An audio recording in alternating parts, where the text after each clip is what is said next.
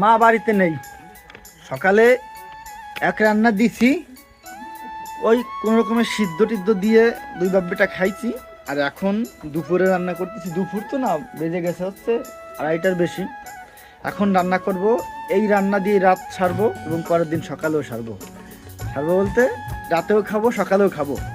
আর যে তরকারিটা থাকবে এইটা খাবো শুধুমাত্র ভাত। রাত্রেবেলা রান্না করব ভাত এবং সকালবেলা রান্না করব, ঠিক আছে? তো কি আর করার, কাজ শুরু করে দিতে হবে। বটি কি কি রান্না করি সেটা আজকে তোমাদের একটু দেখাচ্ছি, দাঁড়াও। মাছ মাছ ফ্রিজ থেকে বের করে একেবারে ধুয়ে টুয়ে সুন্দর করে রেখে দিছি। এখন তরকারি কাটতে যাচ্ছি। হচ্ছে পাবদা মাছ এবং হচ্ছে এটা কি পোনা মাছের কি সিলভার না কি জানি, তো পাবদা মাছ আছে, আমার অনেক প্রিয় একটা মাছ। দুটো তরকারি রান্না করব, আলু এবং উস্তা দিয়ে একটা তরকারি রান্না করব, তিতে উস্তা আর কি, ঠিক আছে? আমার অনেক ফেভারিট।